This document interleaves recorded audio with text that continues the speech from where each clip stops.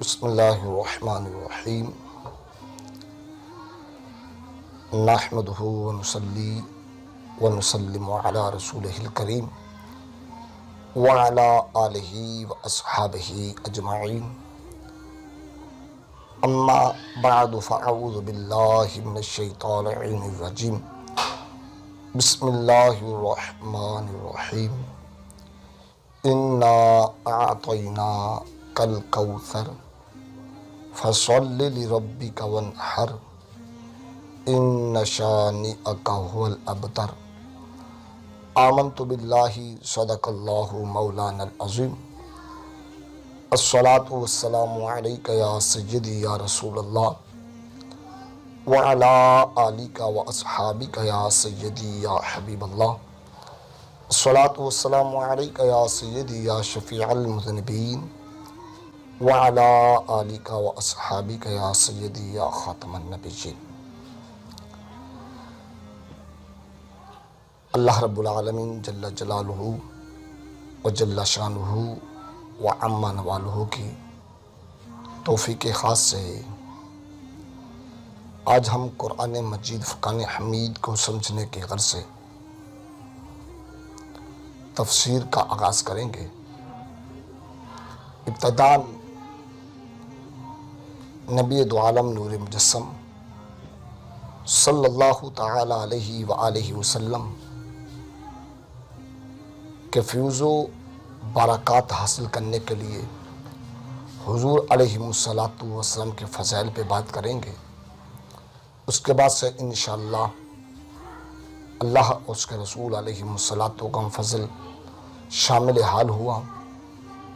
تو باقاعدہ قرآن مجید فرقان حمید کی ترتیب وار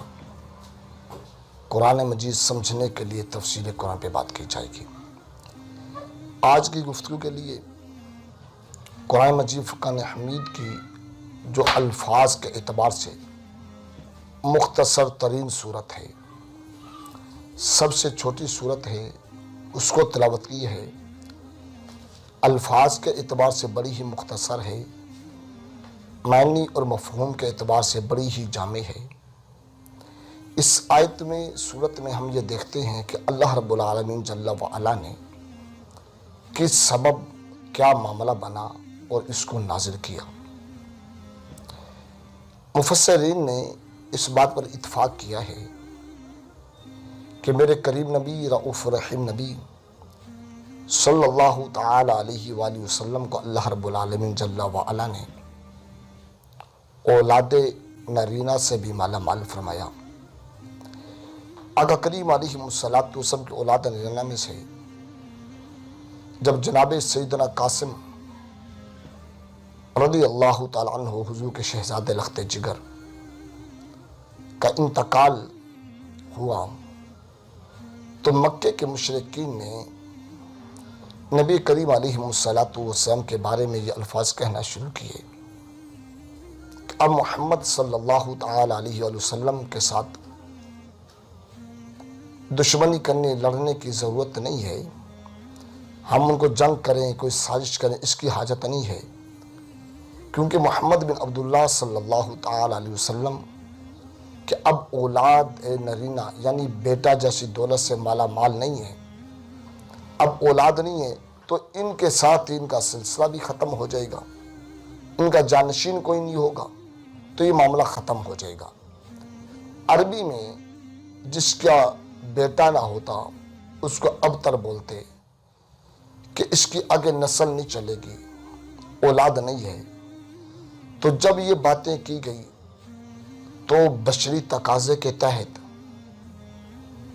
آقا کریم علیہ الصلاۃ والسلام کو افسردگی ہوئی کہ لوگ کیا بات کر رہے ہیں، تو اللہ رب العالمین جل وعلا نے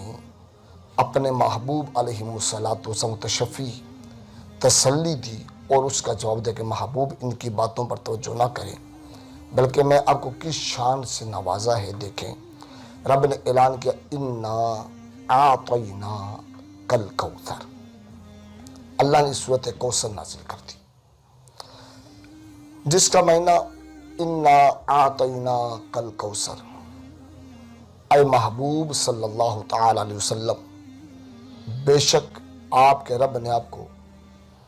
خوب نعمتیں، خوب عظیم برکتوں کے ساتھ مالا مال کیا ہے۔ مفسرین نے اس کا معنی خیر کثیر بھی کیا ہے کہ اللہ نے ہر طرح کی خیر کثیر آپ کو عطا کی ہے، کثرت عطا کی ہے۔ مفسرین نے اس کے کئی تفسیر کی ہے، اس کی ضمن میں چند باتیں میں آپ کے سامنے رکھوں گا۔ ایک تو امام راضی رحمۃ اللہ تعالی علیہ نے یہ بھی معنی کیا ہے کہ جب یہ بات ہوئی تو رب نے اعلان کیا انا اعطیناک الکوثر کی ترجمہ کرتے ہوئے، اے محبوب صلی اللہ علیہ وسلم ہم نے آپ کو کثرت اولاد عطا کی۔ یعنی ہر جگہ یہ معنی مراد ہے۔ کئی مفسرین نے اس کا یہ بھی معنی لیا۔ مفسر نے لکھا اس کے بارے میں کہ اس سے مراد حوض کوثر ہے۔ کئی مفسرین نے کہا ہے اس سے مراد نہر کوثر ہے۔ یعنی ہر مفسر نے اپنی بات کی ہے، لیکن کیونکہ اس میں نبی کریم صلی اللہ علیہ وسلم کی عظمت کی بات ہے اور حضور علیہ الصلوۃ والسلام کی ذات ایسی ہے کہ جس کے بارے میں اتفاق یہ ہے کہ بعد از خدا بزرگ تو ہی قصہ مختصر، کہ رب کے بعد اگر کسی کی تعریف کی جائے تعریف کے لائق ہے، عظمتوں کے لائق ہے، تو آقا کریم علیہ الصلوۃ والسلام کی ذات اقدس ہے۔ تو اتنی عظمتوں کا مالک ہو اور پھر جس کی عظمتیں اتنی ہوں کہ جس نے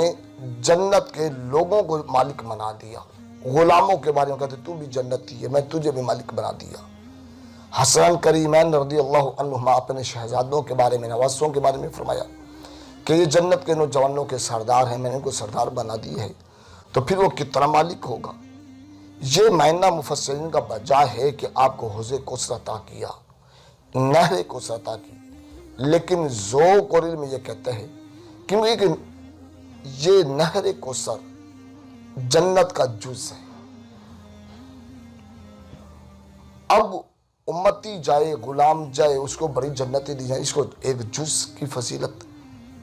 یہ محبت قبول نہیں کرتی۔ اسی طریقے سے آب کوثر بھی جز ہے، جز کی بات بھی عقل میں نہیں آتی، تو زیادہ بہتر معنی یہی بنتا ہے کہ اے محبوب ہم نے آپ کو ہر طرح کی خیر کثیر عطا کی، یعنی ہر طرح کی کثرت عطا کر دی، یعنی جنت بھی اور جنت کی کثرتیں بھی آپ کو عطا کی، دنیا معاف کی کثرتیں عطا کی، ہر نعمت کثرت میں عطا کر دی، ہر چیز عطا کر دی۔ یعنی رب نے کہا انا اعطیناک الکوثر، محبوب ساری جنتیں بھی، ساری دنیا بھی، ہر شے جتنی بھی ہر شے، یعنی میرے بعد ہر شے کا مالک تو ہی ہے، ہر شے میں تو کثرت عطا کی ہے۔ جب یہ مل جائے تو پھر مشرکین کا مقابلہ تھا، مکے کی آبادی تھی، رب نے اس کا بھی جواب دیا۔ مشرکین کا انداز یہ ہوتا تھا جب وہ کوئی جانور ذبح کرتے یا کوئی کام کرتے، وہ اپنے بتوں کی طرف منسوب کرتے تھے، یہ فلاں بت کے نام پہ، یہ لات کے نام پہ، یہ عزا کے نام سے، یہ فلاں کے نام سے، یہ فلاں کے نام سے، ایسا کام کرتے رہتے۔ رب نے کہا محبوب کو بتا دے میرا رب اتنا عظیم ہے جس نے ہر شے مجھے دی ہے، اور میں جو نماز پڑھتا ہوں یا جانور دیتا ہوں، میں کسی بت کا نام نہیں لیتا، میں انہوں کو نہیں مانتا، بلکہ فصلی لربک وانحر، وہ سب مجھے عظمت ہے، لیکن میرے سجدے، میری نمازیں جو ہیں وہ میرے رب کے لیے ہیں، کسی بت کے لیے نہیں۔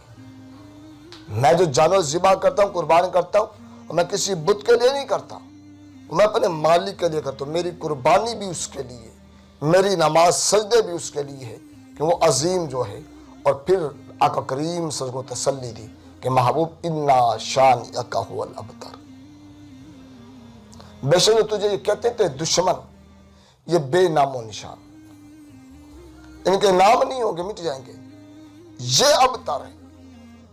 یعنی تجھے کہنے والے ہوں گے۔ اب دیکھیں تاریخ اس کی سیرت گواہ ہے، جو کہتے تھے ان کے نام مٹ گئے، ان کے ہی وطن کی جو اولاد تھی، ان کے سبب جو اولاد آئی، وہ بھی کلمہ میرے محبوب کا پڑھتی، میرے محبوب کی غلام بنی، میرے محبوب کی نعتیں پڑھتی، میرے محبوب کے گیت گاتی۔ اب کہ محبوب چاہے ہیں ان کی ولدیت سے، لیکن وہ غلام تیرے کہلائیں گے، گیت تیرے گائیں گے، وہ اپنے باپوں کی باتیں گے، بات وہ تیری کریں گے، ذکر وہ تیرا کریں گے۔ اس سے فرمایا اِنَّا شَانِئَکَ هُوَ الْأَبْتَرُ، وہ بے نام و نشان ہو گئے، ان کے نشان مٹا دیے، وہ ابتر بنیں گے، ان کے نشان ختم ہوں گے، کوئی نہیں ہے۔ تو صورت یہ مختصر کلمات کے ساتھ رب نے بڑی جامع مفہوم عطا کیا کہ محبوب کو ہر طرح کی کثرت عطا کی۔ اب آج کوئی یہ سوچے کہ جناب حضور کے پاس فلاں چیز کی ہے کہ رب نے اس میں قید نہیں لگائی، عموم ہے، اور حکم کیا ہے صاحب علم جانتے ہیں کہ المطلق یجری علی اطلاقہ ہی، اصول یہ ہوتا ہے کہ جو مطلق ہوا کرتے وہ اپنے اطلاق پہ ہمیشہ جاری رہتا ہے، اس کو کوئی مقید نہیں کیا جا سکتا۔ یہ حکم مطلق ہے کہ انا اعطیناک الکوثر، ہم نے آپ کو کثرتیں عطا کر دی، ہر شے کی کثرت ہے، اس میں علم کی کثرت بھی ہے،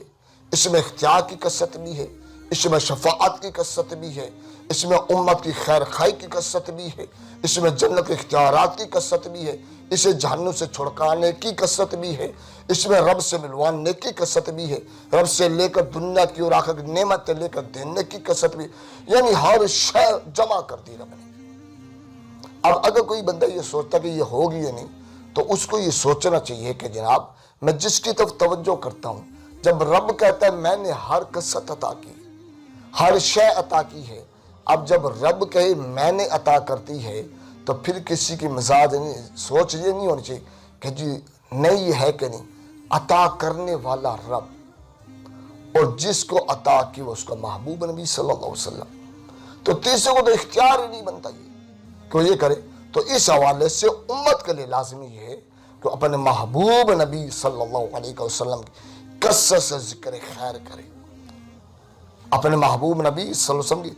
گیت گزت سے گائے، ان کی نعتیں، ان کے فیض و برکات بیان کرے، اپنی اولاد کو بٹھا کر ان کے فضائل کے تذکرے بیان کیے جائیں کہ ہم خوش نصیب لوگ ہیں، وہ خوش نصیب ہیں کہ جن کا نبی اتنا عظیم ہے، اتنا اعلیٰ ہے، اور اس نبی نے اس امت کے لیے کیا کیا۔ امت جتنا کرے اتنا کم ہے کہ صحابہ کو بٹھا کے میرے نبی علیہ السلام نے سوال کیا، صحابہ ایمان کس کا عظیم تر ہے؟ خلاصہ حدیث صحابہ نے ملائکہ کی بات کی، انبیاء کی بات کی، اپنی بات کی، لیکن میرے مصطفیٰ کریم صلی اللہ علیہ وسلم نے اس دور کی امت پہ بھی نظر رکھی اور فرمایا صحابہ ایمان تو ان کا عظیم تر ہے نا جو مجھے دیکھیں گے بھی نہیں۔ تم دیکھتے ہو، میرے معجزات کو دیکھتے ہو، مجھے دیکھتے ہو، ایمان لے آتے ہو، لیکن ایک وقت آئے گا میں اس فانی دنیا کو چھوڑ کے چلا جاؤں گا، اور پھر میری امت ہوگی وہ مجھے دیکھے گی نہیں، لیکن پھر بھی میری بات سن کے مجھ پر ایمان لے آئے گی، مجھ پہ جان قربان کرتی ہوگی۔ تو جو نبی اتنی امت کی خیر خواہی کرے، امت کو اتنی مبارک بادیں دے، ان کے ایمان کو عظیم بتائے کہ جو دیکھ کے بغیر ایمان لائے، آج اگر وہی سوال میں پڑ جائے کہ جناب وہ نبی اس چیز کا مالک ہے کہ نہیں، یہ اختیار ہے کہ نہیں، حقیقی ہر شے کا مالک و مختار